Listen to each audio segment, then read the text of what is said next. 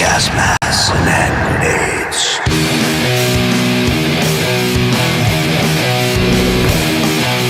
Gas masks and hand grenades.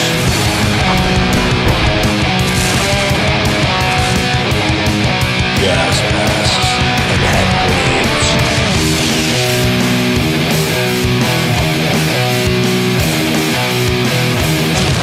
grenades. Gas masks and hand grenades.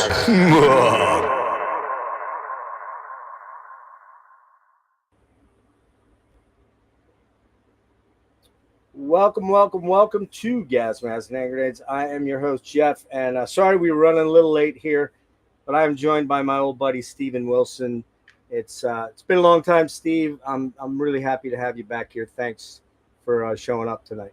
Or today. It's your night. It's my day still, so. It is. Yeah, my pleasure, Jeff. Always play. I'd forgotten how dramatic your intro was. It's dramatic, man. All that music by my old buddy Andrew Lyles. It is. Well, Andrew, I gave him the chords. I wrote the chords. You wrote it, and and then he did the thing, and Andrew and I connected about 3 years now, coming on, and had a great interview. He's a trip, man. That guy is awesome. I think he's the only guy that produces even more than I do. Well, he's insanely prolific. Yeah, maybe him and Stapleton, perhaps, or something like that. Yeah, that whole group of guys. Yeah, they're even more prolific than I am. There's not many. No, there's not very many. I've seen footprints. I'm in footprints somewhere. I've got right. Yeah, it's insane, and it's growing by the day as well. So there you go. It's amazing. Yeah. Well, we go back a long time. And it's great to see you. And I know the reason you're primarily here is to talk about the upcoming tour. You're coming over the States in about 5 days, I believe, right? Yes, actually, in 3 days we fly in because we've got a couple of days rehearsal in Las Vegas, of all places. Oh, really? Before we head up to San Fran for the first show. Yeah, so I'll actually be in America as of Saturday. Yeah. Okay. Yeah. Have you been to Las Vegas before? Have you guys? Played shows there. Yeah. Okay, I wasn't sure.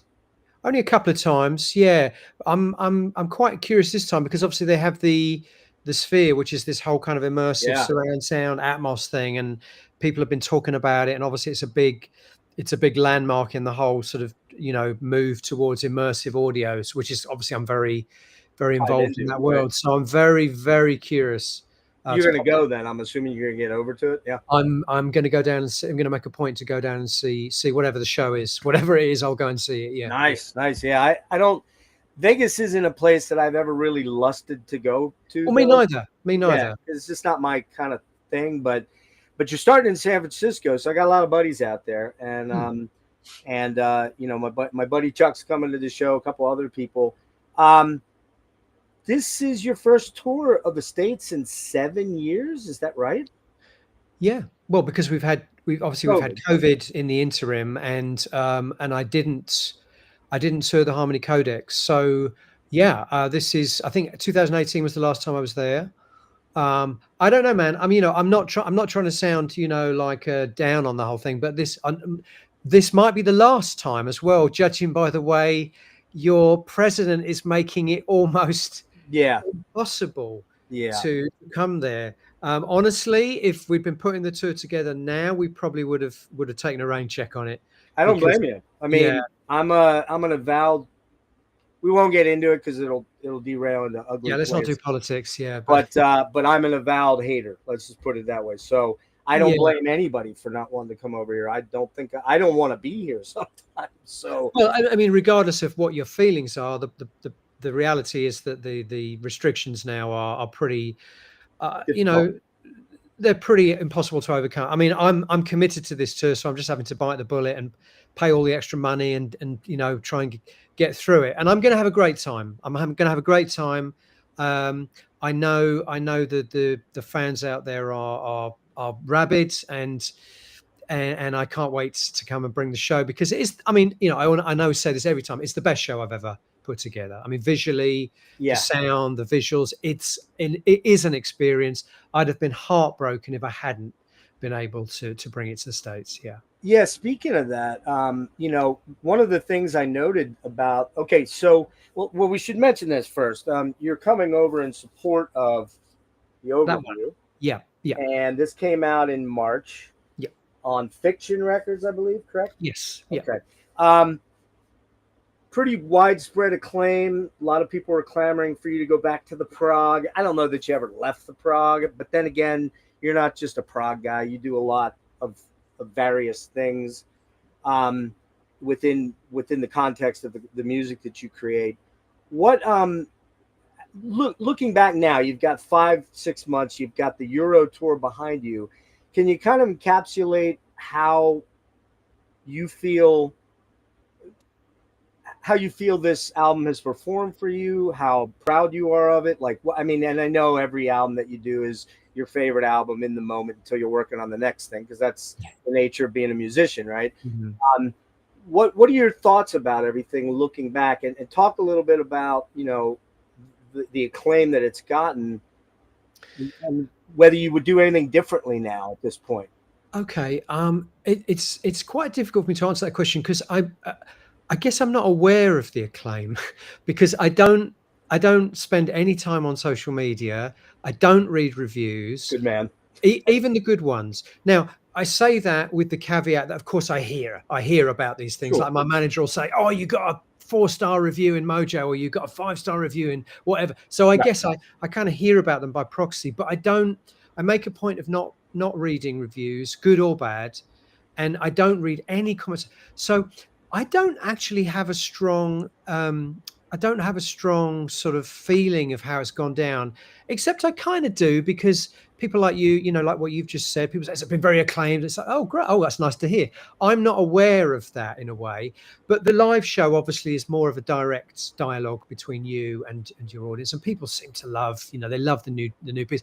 And I just want to go back to something you kind of alluded to, Jeff, a return to prog. Now, for me, what this really is a return to the long form. Mm-hmm. I don't think it's any more or less prog than the Harmony Codex, which Yeah, is I what don't either.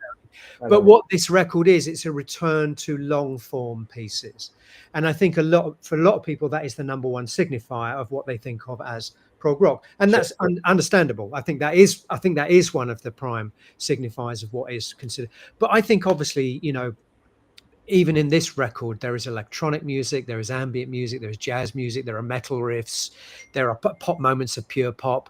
But the journey definitely feels like something more akin to an old school progressive rock epic, doesn't it? Yeah, it's got that to it.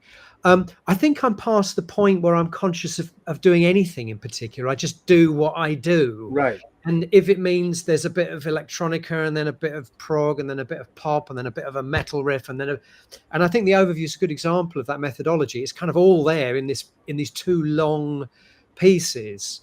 But I hope the one thing I hope it isn't is old-fashioned sounding. I did my old-fashioned prog thing a few years ago, but I think I've arrived at a point where I like to think everything I do sounds like it could only have been made now. I mean, I think you'd be fair in saying that, or it's a fair statement to make, that you are a product of your listening experiences, and your listening experiences are very varied. They're very wide. Yes. And you brought me into that a lot back 25 years ago. You've cost me a lot of money. You know that.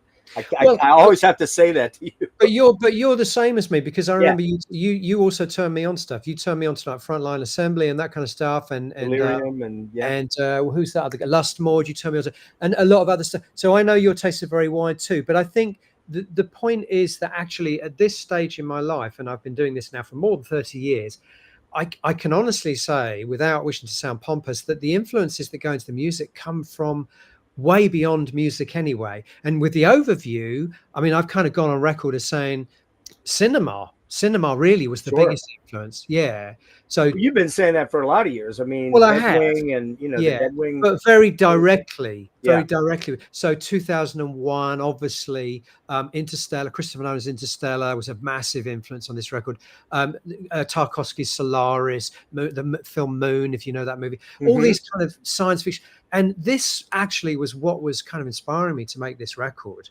And of course, the music itself is, as you kind of said, is deeply in my DNA anyway. I almost don't have to think about that anymore. So it's nice to have influences from other sort of places in a way, like cinema and literature and life, without being pretentious. Sure. being a stepdad and having different priorities now than I did maybe when you and I were first chatting. I've got Oh different yeah, priorities for now, sure. Yeah. You were the guy that I was like, that dude's never getting married, never having kids. And look at it now. I mean, it's like, Yeah, I well, think when I heard you got married, I was like, wait, what fucking universe did I just wake up in? Are you yeah, serious, Stephen exactly. Wilson?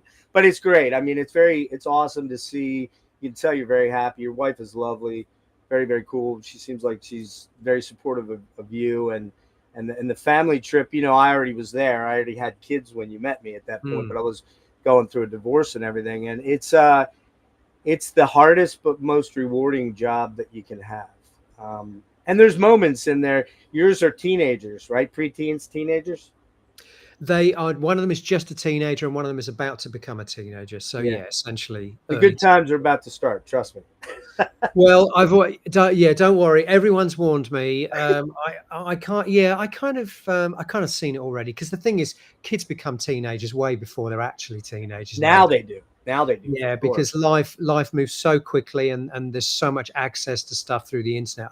I think they're teenagers long before they're turning 13. So yeah, I mean, I've kind of experienced already the issues, shall we use that word, the issues of them being that age. But you Yeah. were a good kid, right? I mean, generally speaking, I think looking back at yourself, would you say I was a pretty good kid to my parents? Like I look Yeah. back, my Yeah. mom makes me feel like I was like the worst person in the world. That's the dynamic we have. Really. But I wasn't selling drugs or getting girls pregnant or getting kicked out of school. I'm like, what? You don't really know what it's like to have a bad kid. You know what I mean? No, I mean, I think I was a good kid in the sense that I never caused any issues like that. But Yeah, every parent worries. I think sure. the biggest worry, of course, for my parents was, um, I I kind of I kind of knew I wanted to be a musician, a professional musician from a very early age, and that's scary. That's scary for a parent to hear. And they did in their own way. They did everything they could to kind of persuade me, or dissuade me, or at least to give me other options. Yeah. And they did. And I think it was only probably 5 or 6 years into my actual professional career that I was able to go to my parents with my head held high and say, I'm you good. know what, I'm doing good. I'm doing okay. And they were very proud of me at that point. But yeah, I think it's scary. It's scary if your kid comes to you and said they were, particularly now, God, Oh, it's awful. being a professional musician is like, forget it. It's like no one in their right mind would. But of course, the whole thing is that you don't choose; it It chooses you. chooses you. Yeah. Exactly. Yeah, yeah. Real quick on the back to the album real quick, and then we'll move forward here. I was kind of curious is in this day and age, we came from the SoundScan days, where the barcode thing started to happen, and even pre that, does an artist like yourself have any real idea what an album is doing in physical media well, and of course we've got now the added dimension of streaming and downloading and all that shit. Back in the day when like Porcupine Tree was hot in the early 2000s or semi lukewarm, let's call it that way, you kind of had a general feel for what you were selling because of SoundScan, right? Do you have any idea now what's going on? I mean, where your streams of revenue are coming from? It's always wondered that. Well, obviously, you know what your physical sales are because you get sales reports, and Okay. that's a tangible thing. Like you've shipped 15,000 copies of the album, to France or whatever, and so you kind of know that. But what you don't know, I think, now is what the reach of the music is, because you don't really have any concept of, well, you do. I mean, you get stream numbers, but it's so fractalized now. Some Yeah. people listen on YouTube, some people listen on Tidal, some people listen on Koba, some people listen on Spotify, some people listen on this and that, and it's all so fragmented. And because I don't spend any time on any of those platforms, really, Neither do I I. Yeah. I don't really know, except I know that I'm not really what you would call a streaming kind of artist. So my streaming figures are probably, compared to like a band like Sleep Token, for example, a Yeah. massive stream, because their audience is very young, they do Yep. massive stream. My audience is in my kind of age group, Yeah. between 35 and 60 maybe. And our demographic still like physical products, and we don't really stream in particularly high numbers. So I'm not a particularly, high streaming artist. But the flip side of that is I still do really well with physical. I still do really well with physical sales.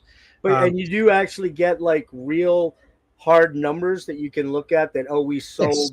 Okay, I Yeah. was wondering Yeah. about that because I just it just seems like it's you use the word fractalized, like there's just many tentacles of an octopus out there, and it's so to me it just seems like it would be so hard. I guess your management team keeps track of a lot of that, I would assume, to Yeah, you. and the record company and the management, and there are people that's their job in the record. I mean, I'm with a very big label. I'm with Virgin Universal, so of which Fiction is a part. So there are people in that company in that building that their job is just to analyze sales data Okay, okay, and gotcha. to see what sales trends are. And so yeah, I do get that information. So I do have a sort of a tangible figure. This is how much you sold. Hmm. But of course, the reality is that every album there is a downward trajectory in terms of physical. Obviously, there is. Yeah, That's not going to be news to you. no.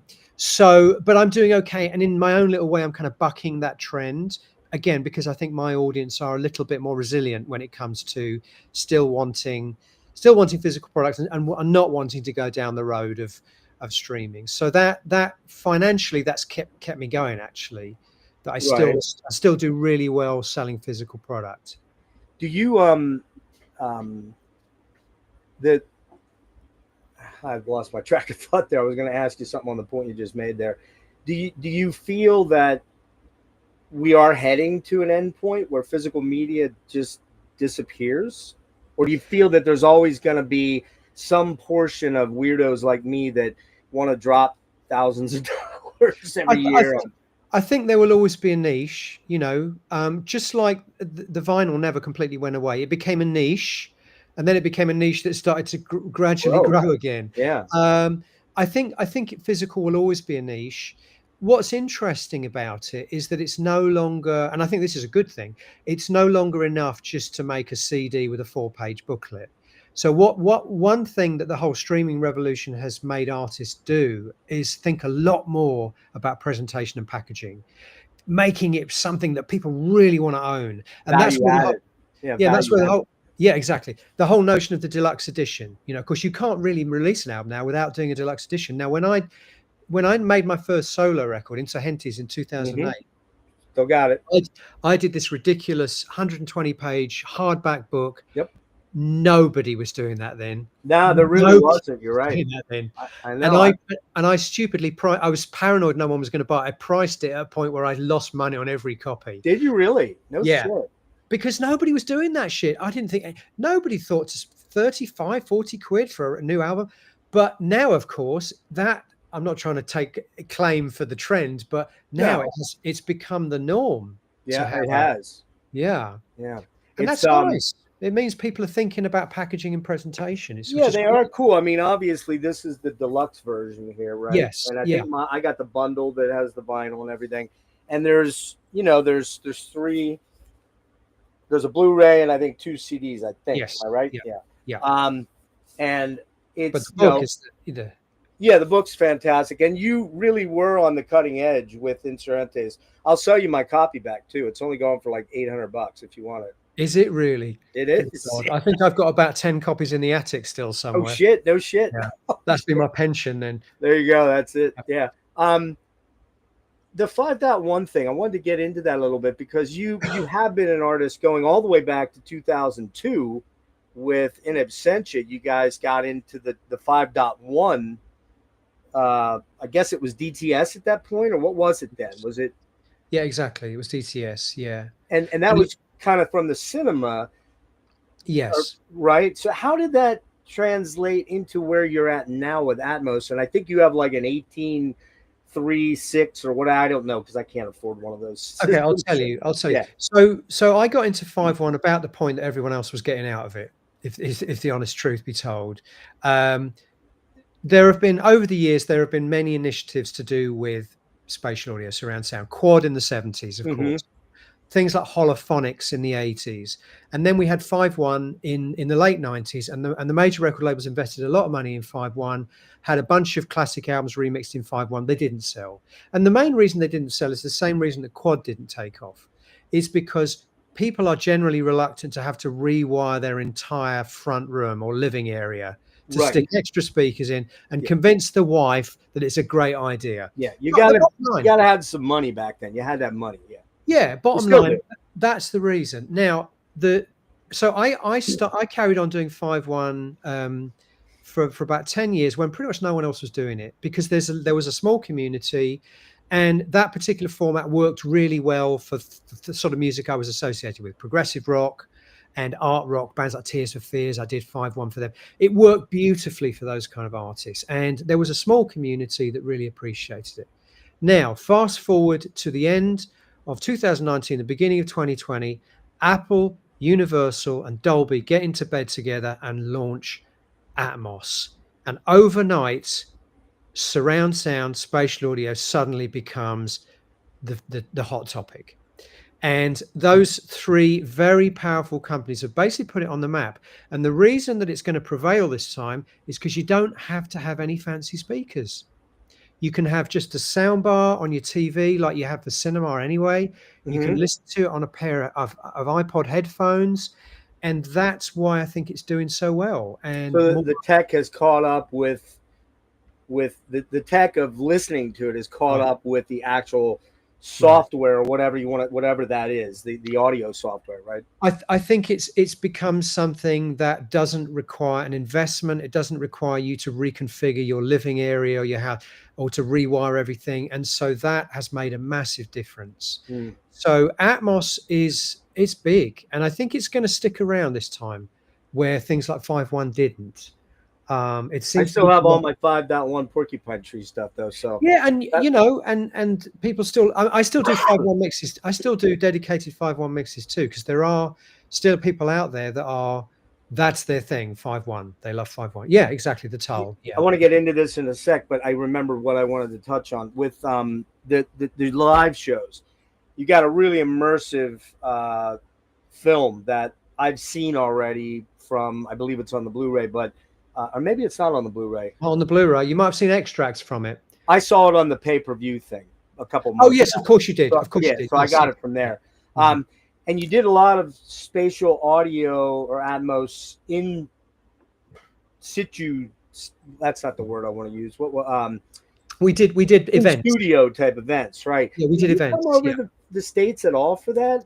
No, I think there was an event in New York, but I didn't attend it. So, but Okay. I certainly attended events in Rome, Amsterdam, Berlin. I went over and did a couple in Chile, even because I have a massive following in Chile. Yes, you do. Yeah, it's crazy. So I went over and did some events over there, and that's always amazing. That's great fun, because a lot of people that come along to those events, it's the only time they will get to hear a spatial in that audio. way. Yeah. Yeah. So that was fantastic fun. Yeah. To get back to the film though, and the live experience, I noted that I believe, and you guys weren't the first guys to do. Lately Maynard Keenan's talking about, and the Ghost guy, they're not allowing cell phones into the shows, I believe, or something like that. And you and I come from that era when there were no cell phones, so it was an experience just you had it locked in here. Right. I hate to say I've fallen prey somewhat with the YouTube channel to wanting to get a few songs, but I don't sit there with it all day long. But are you, again, you're mandating that people don't pull their cell phones out, right? Well, Or hoping? I tell you what we do. We ask people. Yeah. We ask people. We don't insist. We don't do the Bob Dylan thing where we literally take the phones away and put them in a bag and collect on your way out. We don't do that. I think it's him that does that, is it? Anyway, we don't do that. We respectfully ask. And I think that's the word, respectfully ask. Right. And I have to say, people almost without exception are respecting that request. And I think, again, it's a lot to do with my audience. They're a bit older. Right. I mean, my kids went to a Billie Eilish show the other day, and literally everybody in the crowd. Yeah, of course. It's a kind of age group thing. But I think my audience, again, they're kind of happy in a way when someone tells them, put it the phone relieves away. you of a burden of like, I got to do this because everybody else is doing it. Well, it removes the ball, but it also reminds them of the experience when they used to go see shows, when they were kids or teenagers. Or they're 20. So they remember that you just went and you watched the band. Yeah. So when somebody says, put your phone away, just watch the show, they're like, oh yeah, great. That's how I used to like watching Yeah. the show, you know. So Yeah. people are generally have been very respectful. I don't know what it's going to be like in the States, but certainly in the European show. Probably less agreeable than in Europe because they're a little bit more polite there. We got that goes back to Okay. the first thing that you brought up about the political leadership here. But I do think a little bit of video snuck out that I've seen, Yeah, of and I felt course. kind of dirty watching it because I'm like, man, Steve wouldn't want me watching this, but I felt Well, kind of you know like what? I at the end I of the day, I I don't really mind that. It can only help me in the sense people can get a little inkling of the show and how spectacular it is. well, I So don't know if you remember this, but back when you guys Andy left, your old manager from mm, many years back, he was the bootleg Nazi. He would literally like sit up top. I remember sitting with him watching you guys at the Fillmore in San Francisco, and he's spotting people, and then he's going, "I'll be right back," and he'd mm. run Wow. out and Okay. go grab Well, people. yeah, I'd forgotten that. Yeah, I mean, I don't. I mean, listen, unless someone is really, really obnoxiously and obviously standing in front of me, and by the way, that has happened. Someone is obnoxiously standing in front of me with their phone like this, Yeah, then I'm not going to make a fuss about yeah, it, and I'm not going to send the tour manager in to rough him up. right, But right. there've been a couple of times when people have literally rather arrogantly and obnoxiously that sense of entitlement, Yes, entitlement. the sense of entitlement. I can and yes, in that case, I will say to my tour manager, "This guy's a comedian. Get him out." Well, Um, very I'm rarely. not gonna tell on myself, but I have front row seats for DC. Assuming I make it, I'm gonna be like, Okay, all right. Well, you know what's going to happen now. Then throw if you that guy out right there, that long haired creep. Get rid of him, yeah, man. All right, so real quick on remixes, I wanted to get to that real quick because you've had a lot of cool stuff drop. One of which I just showed this one here. I just picked yeah, up the other day. yeah. Are you going to be carrying on with this? Can you say anything about that? You're done. No, I tell you why. Well, I say that there's a caveat to that, which is I am starting to go back now at the record company's request and do some of the mixes now, upgrading to Atmos. So because I only ever did 5.1 Five because on the one, right? Toll project started so long ago, long before Atmos. So I think there's an interest to go back and maybe do some of the bigger records at least in Atmos.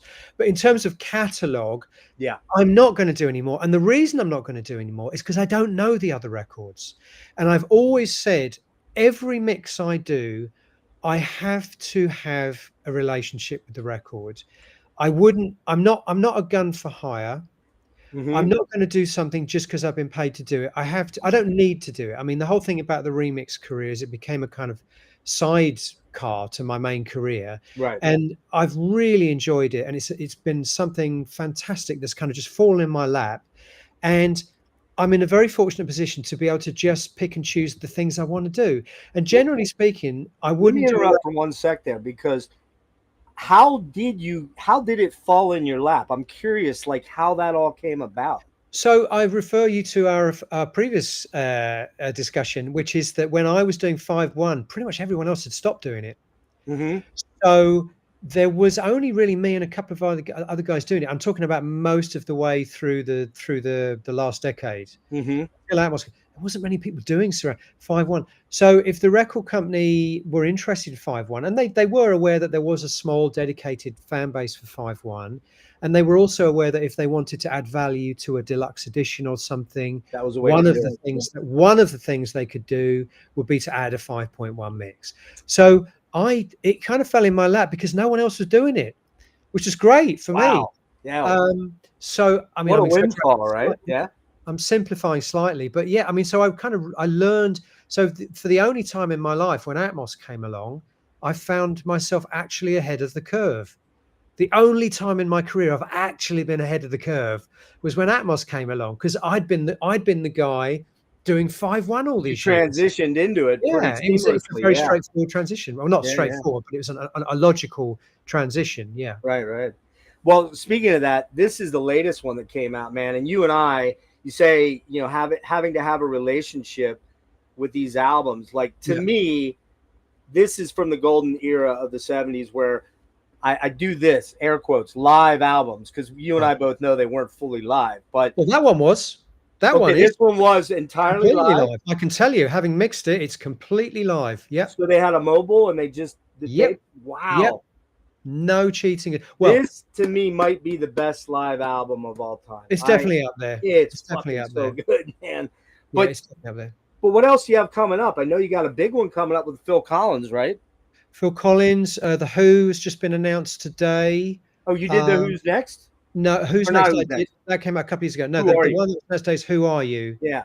Um, so that's just been announced today, and a lot of other stuff, which obviously I can't tell you about. XTC. Well, XTC is an ongoing project. There's going to be more XTC, yeah, for sure. You know, I'm very lucky that normally when I do these things, it becomes part of a long-term project.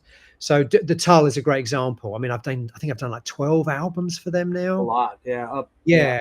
So XTC, Tears for Fears, King Crimson, yes, they've all been sort of New Order. I've done the New Order catalog now. They've all been sort of catalog projects rather than just one-offs, which is amazing. Yeah, I've got all the Yes reissues. I mean, I don't know how many times I bought those fucking albums, but here I am buying the box sets because You're the demographic. you know how it is. I'm the guy.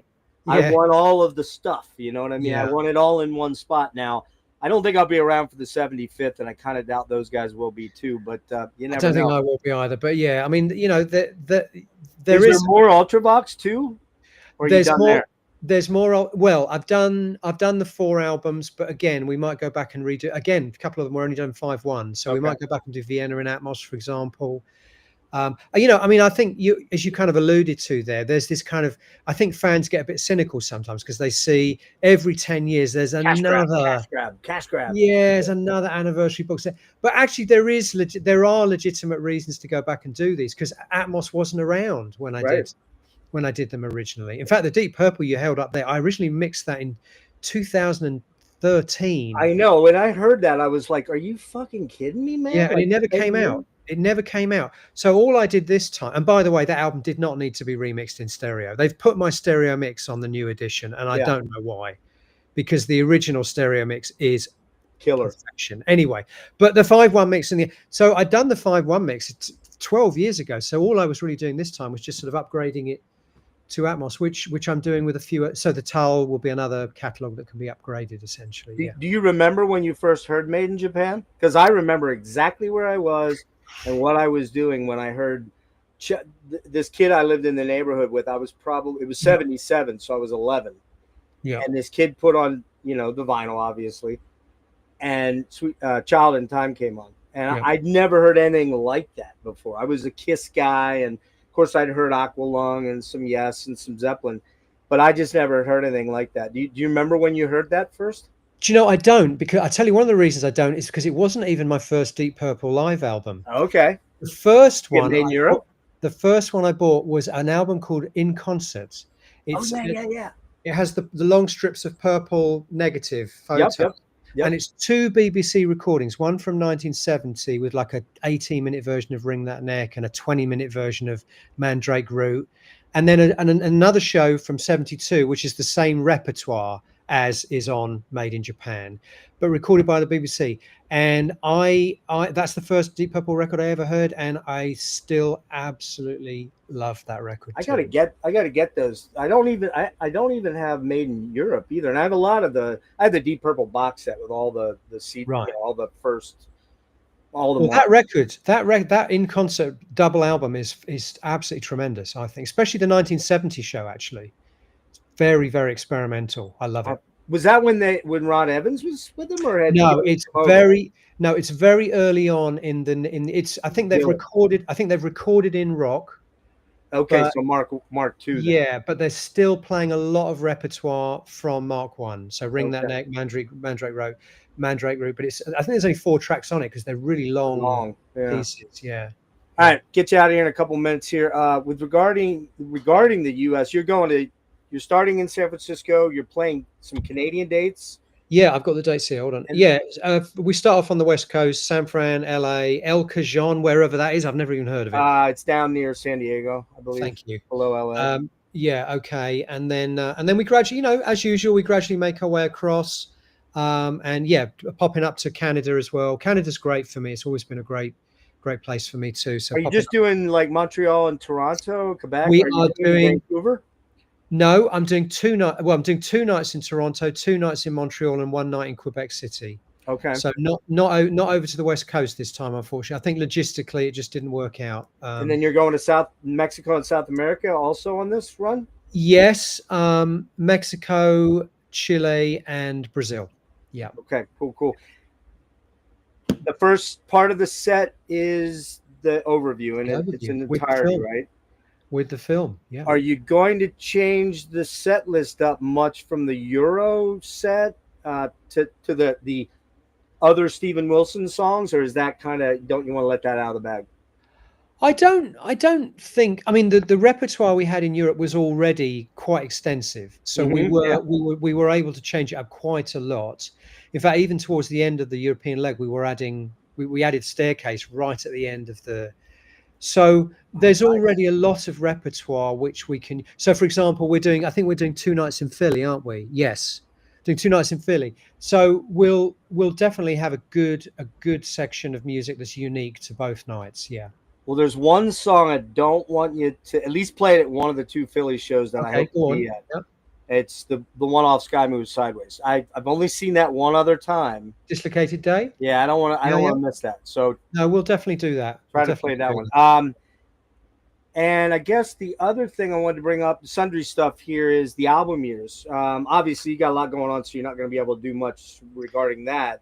It's been about 8 months, though. Are you going to get back to it at some point? You hope to, or no? I'd love to. Do you know what? I've got so much. I've got I don't know if you know. I've got a radio show now. I was going to bring that up, so you can kill 2 birds with 1 stone. And in a way, that's kind of filled the same slot in my life that the album years had, because it's like playing other people's music, talking about other people's music, and it takes a lot of research and programming. I mean, I'm working really hard on each episode. But you don't have that interplay with Tim going on, though. I know, and that's so good. I know. I totally agree with you. One of the things together are just hilarious. I agree. One of the things I would like to do actually is eventually once I've got the show bedded in, is maybe get Tim come in and sort of co-present it.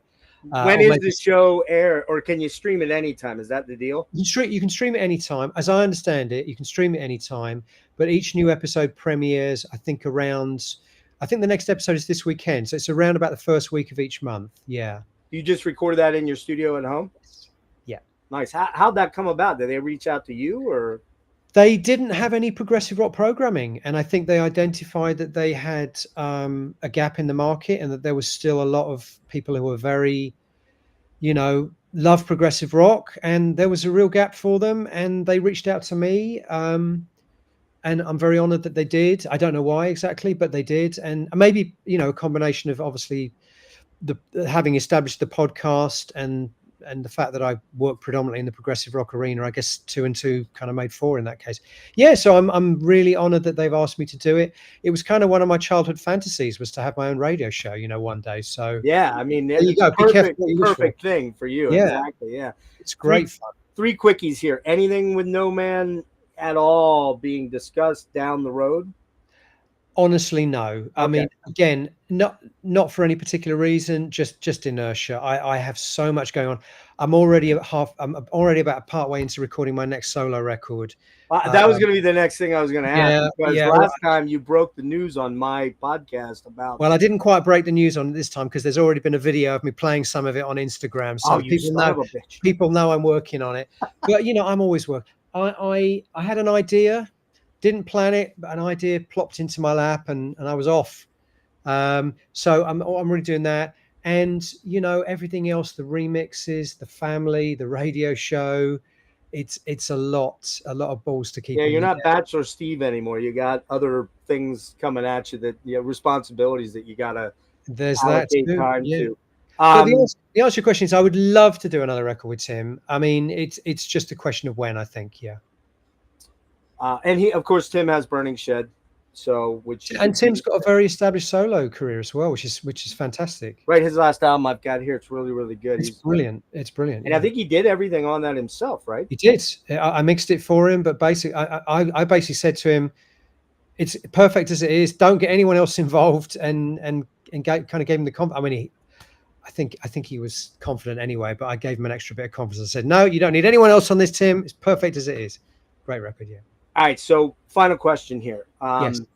Looking at where you're at here, approaching the big 6-0, still a little behind me, but and thinking about what a music nerd you were as a kid, as a teenager into your 20s, and realizing this dream of becoming a international pop star. Remember that from the Yes, I do. Yeah. what happened there, man? They liked international pop star. The Mac did there. There you go. The balloons went up. Did could you have ever envisioned realistically that you'd be hanging out with Robert Fripp or talking to Ian Anderson or talking to Roger Glover or interacting with these guys that when we were young like that, these guys, to me at least, I don't know if you felt the same way, but when I met Geddy and Alex in 2007, I was like, this can't be real. Like it just felt like a dream. Like I'm meeting the two guys that, the band that I never, those guys lived on Mount Olympus back then in Okay. 1978. You know what I mean? Like they were Yeah. otherworldly. They weren't really of this earth. Right. I've never been like that. You didn't have that perception of No, pop I've never stars been and like rock that. stars? Okay. No, not really. Maybe when I was very young, there was a sort of, there was some kind of magic going on that I didn't understand. But I never been like that. I think I'm a great believer that, you know, th- there's too much mythologizing sometimes Yeah. about music and rock music. For example, much as I love the Beatles, I'm through with documentaries and books about the Beatles. It's too much. There's only so much you can say Yeah. about it. Yeah. At the end of the day, it comes down to four, incredible chemistry between four musicians. They create an incredible body of work, and they changed the face of pop music. And amazing. Okay, but we've read that story a million times. Yeah. Yeah. Um, I But listen. you never had this sort of idolatry thing in your head at all about it. Um, I think You there know were. what I mean? I do know what you mean. I think there are probably some people that I would be slightly in awe of. I think the other thing to say is that, and maybe this is the answer to your question, when I'm meeting these people, I'm kind of meeting them as someone that is working alongside them. So Right. that's It's like they're different. coworkers at the job, sort of thing. Yeah, so Yeah. we're kind of peers in that sense. You Equals. know what I Yeah. mean? I'm kind of doing them a favor in a way. So, but I think, I mean, when I met David, I've met David a few times now. He came to I was my just gonna show. bring up Gilmore. Is Yeah, that the guy I maybe think that was a I little think I weird? was a bit in awe of that. Yeah, Yeah. because Pink Floyd always been my favorite band, still are. Sure. David, I was a bit in awe of, but I quickly got over it, and so now I chat. I'm not suggesting he's my best buddy or anything, but No, of course. occasionally I chat to him, and it's just like bitching about the same things that we all bitch about. So I think, listen, if I'd ever had the opportunity to meet Prince, God knows, Ah, I can't imagine how I would have been. you'd be pretty nervous, you think? I'd have been a puddle of on the floor. Yeah, But probably. it's kind of funny, and we'll wrap here. Yeah. When people know that I know you, and I know you outside of just being a fan. We've hung out, we've gone to dinner, we've gone record shopping, and they go, well, they're like they have this preconceived notion that of who you are and what you are, and I'm like, you'd be surprised. He's just a dude. He's just another dude. He's a cool guy. He's a musician. He's funny. He's not this morose dude that everybody thought because he wrote these sad songs like Feel So Low, and it is kind of weird when I talk to people and they go, so wait, Steven? I'm like, yeah, I know him. We're just dudes to each other. But I think that's what I mean, because most people are, when you meet them, I mean, it sounds like an obvious thing to say, but musicians are just normal people. They're just people with a cool job. Yeah, with a cool job. And obviously there are some that are off with the fairies. There are some that are genuinely off with the fairies. And David Lee Roth, we're looking at you right now, buddy. Well, if you say so. I don't know much about him, but I've certainly met a few that are genuinely off. I mean, listen, Robert Fripp is very eccentric. Yeah. So is Andy Partridge from XTC. He's also very eccentric. I guess in my own way, I'm quite eccentric. I have eccentricities, but I'm certainly always very. I don't quite understand it when I meet someone that likes my music and I can see they're shaking. Yeah, Almost can't comprehend it's it. got to be a little unnerving. I mean, in a It's a weird little bit way. unnerving. So it's like, Yeah, stop being nervous. You're making me you're making nervous. me nervous. Exactly. But I suppose I would have been like that with Prince. No question. Or Bowie. Fortunately, Yeah, neither of them I'm going to have a chance to embarrass yeah, myself with now. yeah. But I think Prince or Bowie, because they're almost mythical. They're That's what I was almost, saying about like the yeah, Rush guys. right. And I But mean, they're the fun. not really, are they? Rush have always come No, across as no, just they've really, always been down there as super cool yeah, guys, you know. exactly. But and that's how you are. I mean, the funny thing Yeah. is remembering meeting you for the very first time at the Phantasmagoria. You know, you guys are just sitting around. And I remember thinking, "Oh man, I don't know if I should go up." And then I'm like, "Well, nobody's all right. I'm going to go up." And that's where we first met. That's where we exchanged Mm. emails and kind of how it started. And you know, I'm very proud of you, dude. Like from a weird. I know that sounds strange, but I'm proud to be a fan and proud to have been along on the journey most of the time. Not from the very beginning, but most of the time, Mm. or a large portion of the time. Almost from And the beginning. The American experience. American side of it for sure, Yeah. yeah. Yeah. And it's cool to see.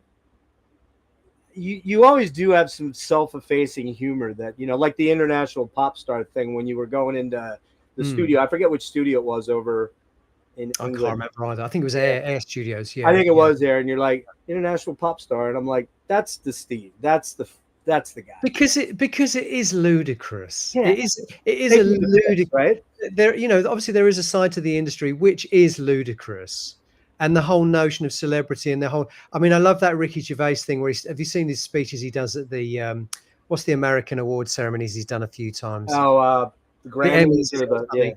And Golden he Globes. makes that joke and he says it's so nice to be in a room full of all you amazing actors and actresses, because actors and actresses, they're just better than other people, aren't they? There's just something about them. And of course, he's saying it incredibly ironically, but that some of those people in the audience do actually believe it themselves. Well, the crazy thing is, and again, we'll end here.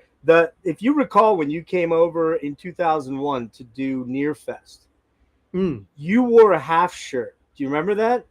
No. Oh yes, a You skinny wore a shirt. half shirt, and Skinny shirt, yes. the big explosion on the internet is Steven Wilson gay? Right. It was Okay. just like I love that. unending. Is he I gay? love And I'm that. like, I don't know. I met the dude. I don't think he's gay. Yeah. Why? But I'm not. But that's not. But that's another thing that pop stars have done since the early days, haven't they? The androgyny. Sexuality. Yeah. It's not very common to do it in the world of progressive rock, I guess. No, but that made it more appealing to me. Obviously, the bloody-minded part of me was like, fuck these guys. This is funny. Let's upset these fundamentalist prog rock guys, Prog dorks, prog weirdos. I still like upsetting those. I still like upsetting those people. People who come up to me and say, paraphrasing, people need to be educated to enjoy progressive rock.